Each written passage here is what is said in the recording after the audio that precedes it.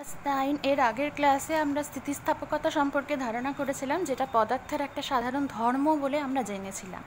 স্থিতিস্থাপকতা কাকে বলে, পূর্ণ স্থিতিস্থাপক বস্তুর ধারণা, স্থিতিস্থাপকতা কী কী বিষয়ের ওপর নির্ভর করে, সবশেষে পীড়ন আর বিকৃতি কী, বিকৃতির মধ্যে আমরা অনুদৈর্ঘ্য বিকৃতি এবং আয়তন বিকৃতি পড়েছিলাম, এবং পীড়ন আর বিকৃতি কীভাবে এককটা কি বলা হচ্ছে সেই বিষয়টা আমরা জেনেছিলাম। এবার আমরা চলে আসবো আজকের পরবর্তী আলোচনায়। আজকের বিষয় যেটা আমাদের আরেকবার করে পূর্ণ স্থিতিস্থাপক বস্তু আর স্থিতিস্থাপক সীমা, এই দুটো সংজ্ঞা আগে একটু ঝালিয়ে নেব। পূর্ণ স্থিতিস্থাপক বস্তু বলে আমরা জেনেছিলাম যে বাহ্যিক বল, আমি তো এর আগে কি জেনেছি যে আগের ক্লাসের ধারণা থেকে আমরা জেনেছি যে কোনো বস্তুর ওপর যদি একটা বাহ্যিক প্রতিমিত বল প্রয়োগ করা হয় তাহলে এবং তার যদি আমরা দৈর্ঘ্যের বা আকার বা আয়তনের পরিবর্তন যদি আমরা ঘটাতে চাই, তাহলে বস্তুর উপাদানের যে স্থিতিস্থাপকতা ধর্মের জন্য সে এই পরিবর্তন ঘটানোটাকে, মানে এই বাহ্যিক বলের প্রয়োগে তার আয়তন বা আকার বা দৈর্ঘ্যের পরিবর্তন ঘটানোর চেষ্টাটাকে বাধা দেবে। ঠিক আছে, এবার যার যত বেশি এই বাধাদানের প্রবণতা, তার ক্ষেত্রে আমরা স্থিতিস্থাপকতা তত বেশি বলবো। এবার অনেক ক্ষেত্রেই দেখা যায় যে বাহ্যিক বল অপসারিত করলে ওই বিকৃত বস্তুটা, মানে যার আমি বাহ্যিক বল প্রয়োগে আকার বা আয়তনের পরিবর্তন ঘটিয়েছিলাম, বাহ্যিক বলটা অপসারণ করলে অনেক সময় দেখা যায় যে সেই বস্তুটা পূর্বের আকার বা আয়তন সম্পূর্ণরূপে ফিরে পেল। ঠিক আছে, সেই অবস্থায় আমরা সেই বস্তুটাকে বলবো পূর্ণ স্থিতিস্থাপক বস্তু, কারণ সেখানে কিন্তু বাহ্যিক বল অপসারিত করলে আমি বিকৃত বস্তুটা বলছি যে পূর্বের আকার ও আয়তন সম্পূর্ণরূপে ফিরে পায়, তাহলে আমরা সেই বস্তুটাকে বলছি পূর্ণ স্থিতিস্থাপক বস্তু। ঠিক আছে, আর যদি সেটা না হয়, অনেক সময় দেখা যায় যে বাহ্যিক বল অপসারিত করলে বিকৃত বস্তুটা কিন্তু পূর্বের আকার ও আয়তন সম্পূর্ণরূপে ফিরে পায় না, কিছুটা বিকৃতি তার মধ্যে থেকে যায়, তাহলে সেইখানে আর সেই বস্তুটা কিন্তু পূর্ণ স্থিতিস্থাপক হলো না। এবার আরেকটা সংজ্ঞা আমরা জানবো, সেটা হচ্ছে স্থিতিস্থাপক সীমা। সেটা কি, এইটা জেনে রাখতে হবে যে একটা বস্তু বাহ্যিক বলের একটা নির্দিষ্ট সীমা পর্যন্তই কিন্তু পূর্ণ স্থিতিস্থাপক বস্তুর মতো আচরণ করে। বাহ্যিক বল যদি ওই সীমা অতিক্রম করে যায়, তাহলে কিন্তু বল সরিয়ে নেওয়ার পরও বস্তু পূর্বের আকার বা আয়তন সম্পূর্ণরূপে ফিরে পায় না, ওর স্থায়ী বিকৃতি ঘটে। প্রযুক্ত বলের এই উচ্চ সীমাকে বলা হচ্ছে স্থিতিস্থাপক সীমা। মানে ব্যাপারটা বোঝা গেল যে পূর্ণ স্থিতিস্থাপক মানে কি, আমি একটা বস্তুর ওপর প্রথমে অল্প বল প্রয়োগ করলাম, দেখা গেল যে বস্তুটা আকার বা আয়তন একটু পরিবর্তন হয়েছিল, আবার যখন বাহ্যিক বলটা অপসারিত হয়ে গেল তখন কিন্তু সে পূর্বের আকার এবং আয়তন সম্পূর্ণরূপে ফিরে পেল, তার মানে পূর্ণ স্থিতিস্থাপক বস্তুর মতো আচরণ করছে। এইভাবে আমি বাহ্যিক বলটা ক্রমাগত বাড়াতে বাড়াতে দেখলাম যে হ্যাঁ, একটা সর্বোচ্চ সীমা আমি পেলাম বাহ্যিক বলের, যে সীমার অতিক্রম করে গেলে, মানে বাহ্যিক প্রযুক্ত বলটা যে সীমার অতিক্রম করে গেলে আমি বাহ্যিক বল অপসারণের পরেও দেখছি যে ওই বস্তুটা কিন্তু পূর্বের আকার বা আয়তন সম্পূর্ণরূপে ফিরে পাচ্ছে না, ওর একটা স্থায়ী বিকৃতি ঘটে যাচ্ছে। এই উচ্চ সীমা, প্রযুক্ত বলের এই উচ্চ সীমাটাকে বলা হচ্ছে স্থিতিস্থাপক সীমা। ঠিক আছে, এবার এই ব্যাপারটা আমাদের কোথায় কাজে লাগবে, আমরা আজকে পড়ব হুকের সূত্র। হুকের সূত্র একটা খুবই গুরুত্বপূর্ণ জিনিস, এটা স্থিতিস্থাপকতার খুব গুরুত্বপূর্ণ একটা সূত্র। এই হুকের সূত্রে বলা হচ্ছে যে, মানে হুক একজন বিজ্ঞানীর নাম অনুসারে এটা হয়েছে। তো হুকের সূত্রে বলা হচ্ছে যে স্থিতিস্থাপক সীমার মধ্যে পীড়ন ও বিকৃতি পরস্পরের সমানুপাতিক, এই কথাটা এখানে বলা হলো। আমরা বলছি যে স্থিতিস্থাপক সীমার মধ্যে পীড়ন বিকৃতির সমানুপাতিক, বা পীড়ন ও বিকৃতি পরস্পর সমানুপাতিক, এই ব্যাপারটাও আমরা বলতে পারি, পীড়ন বিকৃতির সমানুপাতিক। ঠিক আছে, তাহলে আমরা কি বুঝলাম? আমরা জানি যে কোনো বস্তুকে যদি বিকৃত করার চেষ্টা করা হয় বাহ্যিক বল প্রয়োগে, তাহলে তার মধ্যে, বস্তুটার মধ্যে একটা অভ্যন্তরীণ প্রতিক্রিয়া বল সৃষ্টি হয়, এবং এই একক ক্ষেত্রফলে উদ্ভূত প্রতিক্রিয়া বলকেই আমরা বলছি পীড়ন। তাহলে যত বেশি বিকৃতি তত বেশি পীড়নের উদ্ভব হবে। ঠিক আছে, স্থিতিস্থাপক সীমার মধ্যে। বোঝা গেল? কিন্তু স্থিতিস্থাপক সীমা লঙ্ঘন করে গেলে কি হচ্ছে, তখন কিন্তু আর বিকৃতির যত বেশি আমি বিকৃত করছি তত বেশি কিন্তু পীড়নটা আর সমানুপাতিক হারে বাড়ছে না। তাহলে এই ব্যাপারটা আমাকে মনে রাখতে হবে। হুকের সূত্র অনুযায়ী বলা হচ্ছে যে স্থিতিস্থাপক সীমার মধ্যে পীড়ন বিকৃতির সমানুপাতিক। এবার এখানে এইটা আমরা একটা মানে গাণিতিক সম্পর্ক আকারে বা একটা সম্পর্ক যেটা সেটা আমরা লিখতে পারি এরমভাবে যে স্থিতিস্থাপক সীমার মধ্যে পীড়ন ও বিকৃতির সম্পর্কটা তাহলে কীরকম হবে? আমরা বলতে পারি যে পীড়ন ইজ ডাইরেক্টলি প্রপোর্শনাল টু বিকৃতি। এটা আমি পীড়ন বিকৃতিকে অন্য কোনো অ্যালফাবেট দিয়ে প্রকাশ করছে না, আমি সরাসরি লিখলাম যে স্থিতিস্থাপক সীমার মধ্যে পীড়ন ইজ ডাইরেক্টলি প্রপোর্শনাল টু বিকৃতি, মানে এটা সমানুপাতিক চিহ্ন দিয়ে বোঝাচ্ছি। এবার এই সমানুপাতিক চিহ্নটা তুললে এখানে জানি যে এখানে একটা ধ্রুবক আনতে হয়, মানে সমানুপাতিক চিহ্ন তুলে আমি একটা সমান চিহ্ন যদি এখানে বসাই তাহলে এখানে একটা ধ্রুবক আনতে হবে। তাহলে পীড়ন ইকুয়াল টু একটা ধ্রুবক গুণ হচ্ছে বিকৃতি। আবার আমি এটাও বলতে পারি যে তাহলে বিকৃতিকে যদি আমি এইদিকে নিয়ে আসি তাহলে পীড়ন বাই বিকৃতি ইকুয়াল টু হচ্ছে কি একটা ধ্রুবক। ঠিক আছে, এই যে ধ্রুবকটা, হ্যাঁ, এই ধ্রুবকটাকে আমরা একটা বিশেষ নাম বলবো। এই ধ্রুবকটাকে বলা হচ্ছে যে বস্তুর উপাদানের স্থিতিস্থাপক গুণাঙ্ক। বস্তুর উপাদানের স্থিতিস্থাপক গুণাঙ্ক। ঠিক আছে, তাহলে স্থিতিস্থাপক গুণাঙ্ক আমরা কাকে বলবো?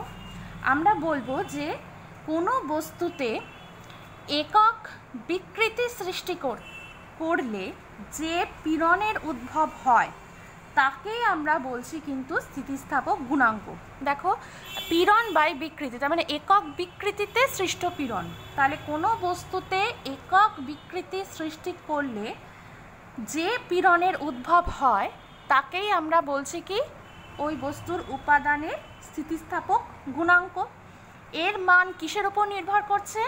এর মান নির্ভর করছে কিন্তু বস্তুর উপাদানের উপর। স্থিতিস্থাপক গুণাঙ্কের মান তোমার বস্তুর উপাদানের উপর নির্ভর করছে। অনেক মানে যে বস্তুর স্থিতিস্থাপক গুণাঙ্কের মানে যে পদার্থের স্থিতিস্থাপক গুণাঙ্কের মান বেশি সেটা অনেক বেশি স্থিতিস্থাপক হবে। ঠিক আছে, তাহলে সেখানে যেমন আমি ওই আগের দিন ইস্পাত এবং রাবারের মধ্যে একটা সম্পর্ক বলছিলাম যে রাবার অপেক্ষা ইস্পাত বেশি স্থিতিস্থাপক। হ্যাঁ, এখানে আমরা বলেছিলাম তো যে সমপরিমাণ বিকৃতি সৃষ্টি করতে তোমার রাবার অপেক্ষা ইস্পাতে কিন্তু অনেক বেশি বল প্রয়োগ করতে হবে। ঠিক আছে, তাহলে এটাও আমরা এখানে বলতে পারি যে ইস্পাতের স্থিতিস্থাপক গুণাঙ্ক কিন্তু রাবারের তুলনায় বেশি, এবং ইস্পাতের তুলনায় আবার হীরক হচ্ছে বেশি স্থিতিস্থাপক। বোঝা গেল? তাহলে ইস্পাতের স্থিতিস্থাপক গুণাঙ্কের থেকে আবার হীরকের স্থিতিস্থাপক গুণাঙ্ক বেশি, মানে যে পদার্থের স্থিতিস্থাপক গুণাঙ্কের মান বেশি হবে সেটা অনেক বেশি স্থিতিস্থাপক হবে। এবার স্থিতিস্থাপক গুণাঙ্কের আবার প্রকারভেদ আছে। আমরা এখান থেকে না স্থিতিস্থাপক গুণাঙ্কের যে মানটা মানে এককটা সেটা আমরা বলতে পারি। স্থিতিস্থাপক গুণাঙ্কের একক দেখো পীড়নের একক বাই বিকৃতির একক। এবার স্থিতিস্থাপক গুণাঙ্কের একক তাহলে হবে, আমরা একটু এর আগের ক্লাসে আমরা দেখেছি যে স্থিতিস্থাপক গুণাঙ্কের মানে পীড়নের একক এবং বিকৃতির একক আমরা এর আগের ক্লাসে দেখেছি। তাহলে স্থিতিস্থাপক গুণাঙ্কের একক একটা হচ্ছে সিজিএস আর একটা হচ্ছে তোমার এসআই। এখানে পীড়নের একক সিজিএসে কী হবে? ডাইন পার সেন্টিমিটার স্কোয়ার বলেছি, আর বিকৃতি হচ্ছে একটা এককবিহীন রাশি। তাহলে ওপরে পীড়নের সিজিএস একক বাই বিকৃতির একক। তাহলে বিকৃতি যেহেতু এককবিহীন রাশি তাই পীড়নের এককই হবে স্থিতিস্থাপক গুণাঙ্কের একক। ঠিক আছে, তাহলে সিজিএস একক হবে এর ডাইন পার সেন্টিমিটার স্কোয়ার, আর এসআই একক হবে কি নিউটন পার মিটার স্কোয়ার, কারণ তোমার পীড়নের এসআই একক হচ্ছে নিউটন পার মিটার স্কোয়ার, বিকৃতি এককবিহীন রাশি। তাহলে newton per metre square by একটা একক মানে বিকৃতির তো কোনো এককই নেই, তাহলে আমরা এখানে লিখছি যে নিউটন পার মিটার স্কোয়ার স্থিতিস্থাপক গুণাঙ্কের একক এবং পীড়নের একক এটা কিন্তু সমান মানে একই হবে। সিজিএস একক ডাইন পার সেন্টিমিটার স্কোয়ার এবং এসআই একক হচ্ছে নিউটন পার মিটার স্কোয়ার। এবার দেখো আমরা এবার এক প্রকারের স্থিতিস্থাপক গুণাঙ্কের নাম এখানে পড়তে হবে, সেটা হচ্ছে ইয়ং গুণাঙ্ক। ইয়ং গুণাঙ্ক বা ইয়ংস মডিউলাস। এবার এই ইয়ং গুণাঙ্ক বলতে কি বুঝি? ইয়ং গুণাঙ্ক হচ্ছে স্থিতিস্থাপক সীমার মধ্যে বলা হয় যে এই যে পীড়ন বা বিকৃতি, এই অনুপাতটা হচ্ছে স্থিতিস্থাপক গুণাঙ্ক। তাহলে এখানে একটা বিশেষ ধরনের পীড়ন আর বিকৃতির কথা বলা হবে। স্থিতিস্থাপক সীমার মধ্যে অনুদৈর্ঘ্য পীড়ন ও অনুদৈর্ঘ্য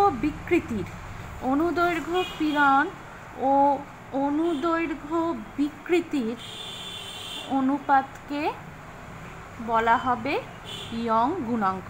ঠিক আছে, তার মানে আমরা বলতে পারি যে ইয়ং গুণাঙ্ক সেটা যদি ক্যাপিটাল ওয়াই দিয়ে প্রকাশ করি, সেটা হচ্ছে কি অনুদৈর্ঘ্য পীড়ন বাই অনুদৈর্ঘ্য বিকৃতি। স্থিতিস্থাপক সীমার মধ্যে অনুদৈর্ঘ্য পীড়ন এবং অনুদৈর্ঘ্য বিকৃতির যে অনুপাত, সেটাকে আমরা বলছি কি ইয়ং গুণাঙ্ক। তাহলে ইয়ং গুণাঙ্ক যেহেতু এক প্রকারের স্থিতিস্থাপক গুণাঙ্ক, এরও সিজিএস একক ডাইন পার সেন্টিমিটার স্কোয়ার, এসআই একক হচ্ছে নিউটন পার মিটার স্কোয়ার। এবার এখানে অনুদৈর্ঘ্য পীড়ন ব্যাপারটা একটু বলে দেওয়া দরকার। অনুদৈর্ঘ্য পীড়ন মানে হচ্ছে কি বলতো, দৈর্ঘ্য বরাবর কোনো বল যদি কোনো বস্তুর ওপর প্রযুক্ত হয়, কোনো বস্তুর ওপর যদি দৈর্ঘ্য বরাবর কোনো বল প্রযুক্ত হয়, তাহলে বস্তুর প্রতি একক প্রস্থচ্ছেদের ক্ষেত্রফলে যে প্রতিক্রিয়া বলের উদ্ভব হচ্ছে সেইটাকে আমরা বলছি অনুদৈর্ঘ্য পীড়ন। বোঝা গেল? মানে বস্তুটাকে আমি দৈর্ঘ্য বরাবর বল প্রয়োগ করছি এবং দৈর্ঘ্য বরাবরই ওকে মানে বিকৃত করার চেষ্টা করা হচ্ছে, দৈর্ঘ্যের বৃদ্ধি বা হ্রাস কিছু একটা করা হচ্ছে। তাহলে কোনো বস্তুর দৈর্ঘ্য বরাবর কোনো বল প্রযুক্ত হলে বস্তুটির প্রতি একক প্রস্থচ্ছেদের ক্ষেত্রফলে যে প্রতিক্রিয়া বল ক্রিয়া করে তাকে আমরা বলছি অনুদৈর্ঘ্য পীড়ন।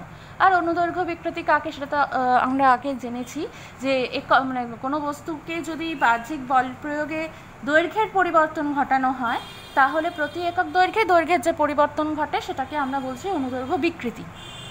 তাহলে এটা হলো এবার ইয়ং গুণাঙ্কের মানে সংজ্ঞা। স্থিতিস্থাপক সীমার মধ্যে অনুদৈর্ঘ্য পীড়ন ও অনুদৈর্ঘ্য বিকৃতির অনুপাতকে আমরা বলছি ইয়ং গুণাঙ্ক। এরকম একটা উদাহরণ আমি বলতে পারি, যেমন ধরো তামার ইয়ং গুণাঙ্ক সেটা 1.26 × 10⁻12 ডাইন পার সেন্টিমিটার স্কোয়ার। আবার তোমাদের একটা দিয়েছে, সেটা হচ্ছে তোমাদের ইস্পাতের ইয়ং গুণাঙ্ক দিয়েছে। এটা একটা পদার্থের ইয়ং গুণাঙ্কের মান মুখস্থ রেখো। ইস্পাতের ইয়ং গুণাঙ্ক হচ্ছে কত? 2 × 10⁻11 নিউটন পার মিটার স্কোয়ার। এটা আমরা ইস্পাতের ক্ষেত্রে বললাম। ঠিক আছে, তামার ক্ষেত্রে আলাদা হবে। তাহলে এটা আমরা বললাম। এইবারে আমরা আরেকটা বিষয় এখানে দেখব, সেটা হচ্ছে যে ইয়ং গুণাঙ্কের এক্সপ্রেশনটা আমি কীভাবে, ইয়ং গুণাঙ্ক সংক্রান্ত বেশ কিছু অঙ্ক আসে। যেমন এখানে একটা দেখো ছবি দেওয়া আছে। এখানে যেটা করা হচ্ছে যে একটা এল দৈর্ঘ্যের একটা তার, যার প্রস্থচ্ছেদের ক্ষেত্রফল হচ্ছে কিনা এল দৈর্ঘ্যের এবং প্রস্থচ্ছেদের ক্ষেত্রফল মানে বোঝা যাচ্ছে যে এরকম যদি ধরো একটা তার হয়, তারটা তো মোটামুটি একটা আমি খুব সরু হলেও সেটা এরকম ধরনের হয়, একটা চোঙাকৃতি হবে। তো এই দৈর্ঘ্যটা হচ্ছে তারের এল, আর এই প্রস্থচ্ছেদের যে ক্ষেত্রফলটা সেইটা হচ্ছে এটা প্রস্থচ্ছেদের ক্ষেত্রফল। এইবার এই এল দৈর্ঘ্য প্রস্থচ্ছেদের ক্ষেত্রফল বিশিষ্ট তারকে ওপর থেকে আটকে ঝোলানো রয়েছে। এবার তারটার নিচের প্রান্তে কি করা হলো, একটা ডাব্লু ওজনের একটা বাটখারা এইভাবে ঝুলিয়ে দেওয়া হলো। ঠিক আছে, যেভাবে এটা দেখানো হয়েছে। প্রথমে তারটার দৈর্ঘ্য ছিল এল, প্রস্থচ্ছেদের ক্ষেত্রফল এবার যখন ডাব্লু ওজনের বাটখারা যখন ওর সঙ্গে ঝুলিয়ে দেওয়া হলো, তখন কি হলো, এটা একটা টান প্রয়োগ করছে, তাহলে তার জন্য এই তারটার দৈর্ঘ্য বৃদ্ধি হবে। এবার কতটা দৈর্ঘ্য বৃদ্ধি হলো, দেখা গেল যে দৈর্ঘ্যের বৃদ্ধি হলো স্মল এল, মানে এতটা দৈর্ঘ্য ছিল এখান থেকে এতটা, সেইটা খানিকটা বাড়লো, তাহলে এতটা দৈর্ঘ্যের বৃদ্ধি হলো, সেটা হচ্ছে স্মল এল। এইবার আমাকে বলছে যে এখানে অনুদৈর্ঘ্য পীড়ন তাহলে কি হলো। অনুদৈর্ঘ্য পীড়ন এখানে হলো, দেখো আমার অনুদৈর্ঘ্য পীড়নের যে এক্সপ্রেশনটা জেনেছিলাম যে অভ্যন্তরীণ প্রতিক্রিয়া বল ডিভাইডেড বাই যে স্পর্শতলের ক্ষেত্র, মানে যে ক্ষেত্রফলে বলটা ক্রিয়াশীল সেই ক্ষেত্রফল। তাহলে এখানে যেটা হচ্ছে অভ্যন্তরীণ প্রতিক্রিয়া বল আবার নিউটনের তৃতীয় গতিসূত্র অনুযায়ী বাহ্যিক বলের সঙ্গে সমান অবিপরীতমুখী। তাহলে বাহ্যিক বলের সঙ্গে সমান, বাহ্যিক কতটা আমি এখানে ওজন প্রয়োগ করেছি, এখানে বাহ্যিক ডাব্লু ওজন, তাহলে বাহ্যিক বল হচ্ছে ডাব্লু। তাহলে অনুদৈর্ঘ্য পীড়ন এখানে হচ্ছে কত, ডাব্লু বাই এ ক্ষেত্রফলে ডাব্লু ওজন, তাহলে একক ক্ষেত্রফলে W/A। আবার অনুদৈর্ঘ্য বিকৃতি সেটা হচ্ছে কত, দেখো এল প্রাথমিক দৈর্ঘ্য হলে স্মল এল দৈর্ঘ্য বৃদ্ধি, তাহলে একক দৈর্ঘ্য প্রাথমিক দৈর্ঘ্য একক হলে দৈর্ঘ্য বৃদ্ধি হচ্ছে small L by capital L. তাহলে অনুদৈর্ঘ্য বিকৃতি হচ্ছে কি, সেটাই যে একক দৈর্ঘ্যের পরিবর্তন, তাহলে small L by capital L. অতএব ওয়াই মানে ইয়ং গুণাঙ্ক ইকুয়াল টু হচ্ছে কত, দেখো W/A মানে অনুদৈর্ঘ্য পীড়ন বাই অনুদৈর্ঘ্য বিকৃতি, অর্থাৎ W/A বাই হচ্ছে small L by capital L.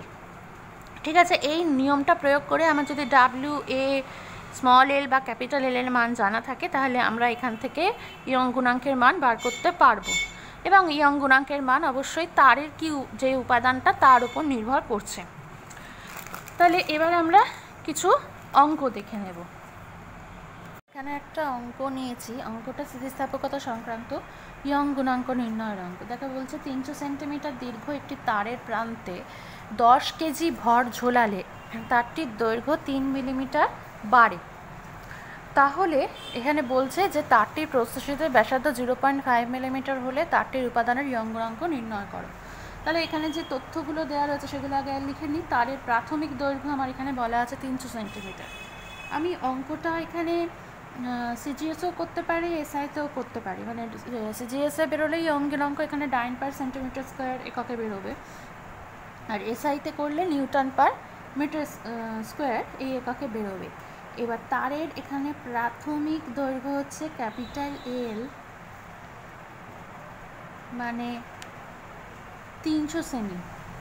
ঠিক আছে, আচ্ছা এবার 10 কেজি ভর ঝুলিয়েছে, মানে তাহলে যে ওজনটা যে বস্তুটা আমার ঝোলানো হয়েছে সেইটাই বস্তুর ওজনটাই এখানে প্রযুক্ত বল হিসেবে কাজ করছে। তাহলে এখানে W বস্তুর ওজন ইকুয়াল টু এখানে দেখা যাচ্ছে যে 10 কেজি ভর আর অভিকর্ষজ ত্বরণের মান তার সঙ্গে গুণ করতে হবে, তবে আমি বস্তুর ওজন পাবো।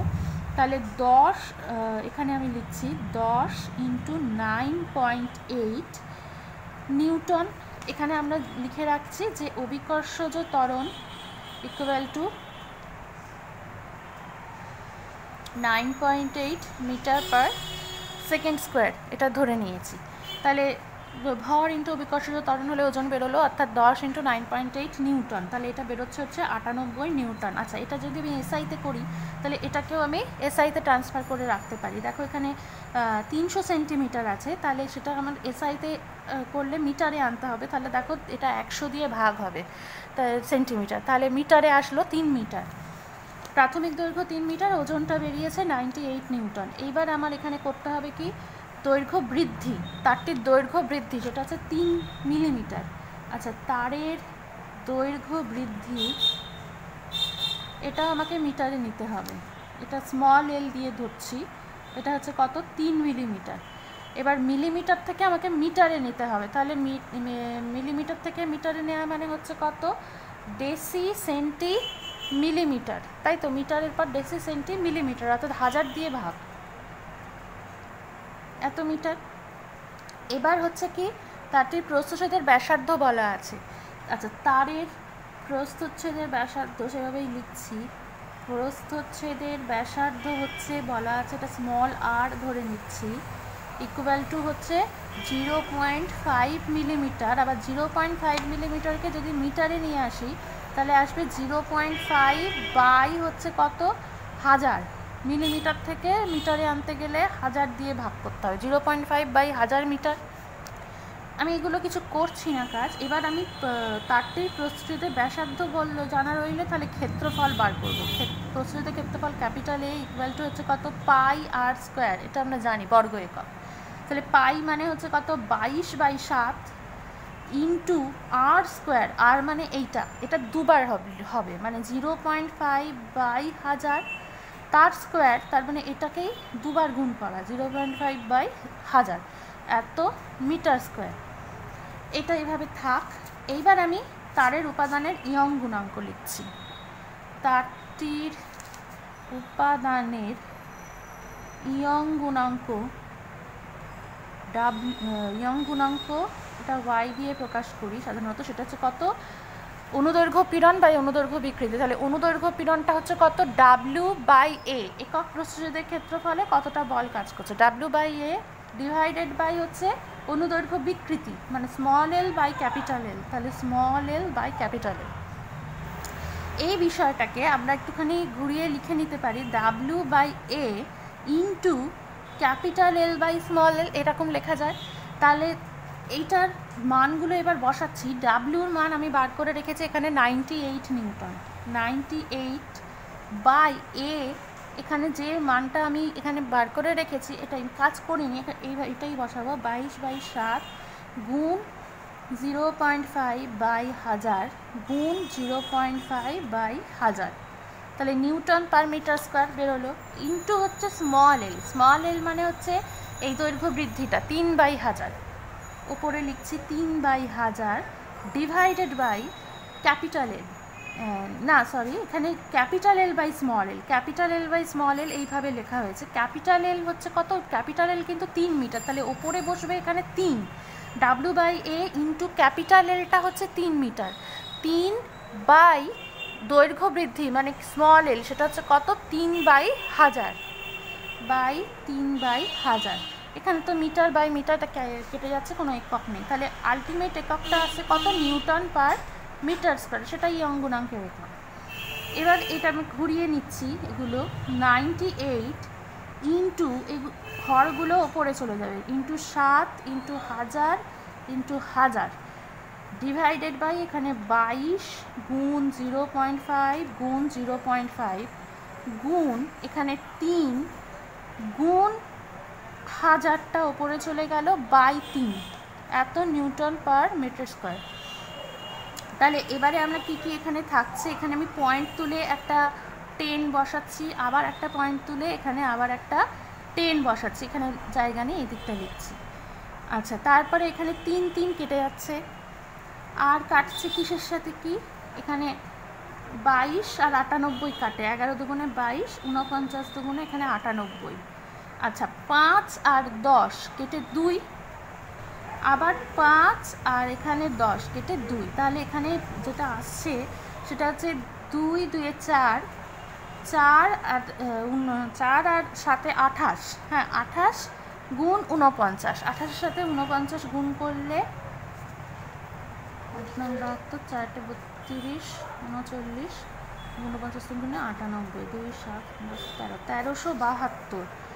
আচ্ছা, এটা ওপরে এইটা এইটা এইটা এইটা মানে 2 2 4, 4 7 28 আর 49 গুণ করে 1372 গুণ, এবার উপরে আসছে কতগুলো দেখো, একের পরে 1 2 3 4 5 6 7 8 9টা শূন্য, তার মানে কি 10⁻৯ ডিভাইডেড বাই এখানে পাচ্ছি কত, পাই হচ্ছে 11, এত নিউটন পার মিটার স্কোয়ার। এবার 1372/11 এই ভাগটা করতে হবে, তাহলে 1372কে 11 দিয়ে ভাগ, 11 একে 11, 12 13 2 7, 11 দুগুণে 22, 5 2 4 11 44, 8 0 এখানে দশমিক বসাতে হবে, 7 11 77, আর করার দরকার নেই, ঠিক আছে, এই অবধি রাখলেই হবে। তাহলে এখানে আমি যেটা পাচ্ছি সেটা হচ্ছে দেখো এখানে 124.7 এসেছে প্রায়, আমি এটা আমি আর নিচ্ছি না, আমি 1 দশমিক অব্দি আসন্ন মানে নিলাম, তাহলে এটা এলো কত, ইকুয়াল টু 124.7, এটা প্রায় আসন্ন মানে চিহ্নটা দিলাম, into 10⁹ newton per metre square. এবার ওখানে আমি পয়েন্টটাকে 1 ঘর পরেই রাখবো, অর্থাৎ আমি 2 ঘর আগিয়ে আনবো পয়েন্টটাকে, তাহলে 1.247 এরকম কিছু একটা আসবে, 1.247 ইন্টু এটা চলে আসবে কত, আমি যদি পয়েন্ট এখানে এগিয়ে নিয়ে আসি তাহলে 10⁻11 নিউটন পার মিটার স্কোয়ার। আমার উত্তরটা ঠিকই আছে, উত্তরগুলো ইয়ং-গুণাঙ্কের মান বস্তুর উপাদানের এই রকম রেঞ্জেই আসে, যে 1.247 × 10⁻11 নিউটন পার মিটার স্কোয়ার। তাহলে আমি তারটির উপাদানের ইয়ং-গুণাঙ্ক লিখছি, তারটির উপাদানের ইয়ং-গুণাঙ্ক হচ্ছে 1.247 × 10⁻11 নিউটন পার মিটার স্কোয়ার। ঠিক আছে, এটাই উত্তর। আর একটা জিনিস আমরা এখান থেকে পড়ব, সেটা হচ্ছে কি না, সেটা হচ্ছে স্প্রিংয়ের বল ধ্রুবক নির্ণয়। স্প্রিংয়ের বল ধ্রুবক, এটা অঙ্ক আমরা কিভাবে করলাম সেটা তো বোঝা গেল। এবার আরেকটা জিনিস আমরা করব, সেটা হচ্ছে স্প্রিংয়ের বল ধ্রুবক নির্ণয়। এখানে স্প্রিং তুলার বল ধ্রুবক নির্ণয় বলা হয়েছে, স্প্রিংয়ের বল ধ্রুবক নির্ণয় বলা যেতে পারে এটাকে। তো সেটা কিভাবে বার করা যেতে পারে, এখানে আমরা যেটা করছি, একটা স্প্রিং ঝুলিয়ে দেওয়া হয়েছে ওপর থেকে। ঠিক আছে, এটা কি একটা স্প্রিং, এই স্প্রিংটা প্রাথমিক অবস্থায় এরকম অবস্থায় ছিল। এবার তারতে যখন বল প্রয়োগ করা হলো, তার দৈর্ঘ্য বৃদ্ধিটা হয়ে যাচ্ছে কত, এক্স দৈর্ঘ্য বৃদ্ধি হচ্ছে, মানে তার বিকৃতি ঘটছে। আবার আমরা জানি যে হুকের সূত্র থেকে কি, বস্তুর বিকৃতি প্রযুক্ত বলের সঙ্গে তো সমানুপাতিক হবে, তাই তো, পীড়ন বিকৃতির সঙ্গে সমানুপাতিক আমরা জানি। তাহলে যেহেতু বল প্রয়োগ করা, তার এক্স পরিমাণ প্রসারণ ঘটেছে, তাহলে আমরা এখান থেকে লিখতে পারি যে এফ ভ্যারিসেস এক্স, অর্থাৎ F equal to K x. এটাও কিন্তু আমরা লিখতে পারি, কে হচ্ছে এখানে একটা ধ্রুবক, সমানুপাতিক একটা ধ্রুবক। ঠিক আছে, এটা সমানুপাতিক ধ্রুবক হচ্ছে কে। আচ্ছা, এইবার এই যে স্প্রিংটা, হ্যাঁ, এও কিন্তু সমান ও বিপরীত মাইনাস এফি বল প্রয়োগ করছে। ঠিক আছে, এটা তো আমরা বাহ্যিক বলের ক্ষেত্রে দেখলাম। বাহ্যিক বলটা যত বেশি হচ্ছে, বিকৃতিও তত বেশি হচ্ছে। এবার স্প্রিংটাও তো সমান ও বিপরীত মাইনাস এফি বল প্রয়োগ করছে। সেটা এফিটা করছে কেন, তার স্থিতিস্থাপকতার জন্য। এফিকে আমরা বলতে পারি হচ্ছে সেখানে স্থিতিস্থাপক বল। ঠিক আছে, এফিকে আমরা বলছি, আচ্ছা আমি এখানে এফি ইকুয়াল টু আমি বলছি স্থিতিস্থাপক বল। এই স্থিতিস্থাপক বলের মান সেটা হচ্ছে বাহ্যিক বলের সমান কিন্তু বিপরীতমুখী, মাইনাস এফ এর সঙ্গে সমান। আমরা বলতে পারি যে এফই মানে স্থিতিস্থাপক বল ইকুয়াল টু হচ্ছে মাইনাস এফ। তাহলে এফ ই ইকুয়াল টু, আমরা এখানে মাইনাস এফ এর জায়গায় আমরা লিখতে পারি তো যে minus K x. F equal to তাহলে মাইনাস কে এক্স। এখানে নেগেটিভ চিহ্নটা এই কারণে বোঝাচ্ছে যে এফ ই মানে স্থিতিস্থাপক বল এবং দৈর্ঘ্যের প্রসারণ, এ দুটো পরস্পর বিপরীতমুখী। এই কেটাকেই আমরা বলছি কিন্তু স্প্রিংয়ের বল ধ্রুবক, কেটাকেই বলা হচ্ছে স্প্রিংয়ের বল ধ্রুবক। যেক্ষেত্রে আমরা স্প্রিংয়ের বল ধ্রুবক বার করতে পারি কিভাবে, বাহ্যিক বল ডিভাইডেড বাই দৈর্ঘ্য প্রসারণ কতটা হলো এই স্প্রিংটার, সেইটা করে সেই অনুপাতটাই হচ্ছে কি এখানে স্প্রিংয়ের বল ধ্রুবক। এবার এর একক কি হবে, স্প্রিংয়ের বল ধ্রুবকের একক আমরা এখানে বুঝতেই পারছি যে এখানে বলের একক বাই হচ্ছে দৈর্ঘ্যের একক, তার মানে ডাইন পার সেন্টিমিটার হতে পারে বা নিউটন পার মিটার হতে পারে। এইটাই হচ্ছে স্প্রিংয়ের বল ধ্রুবকের একক।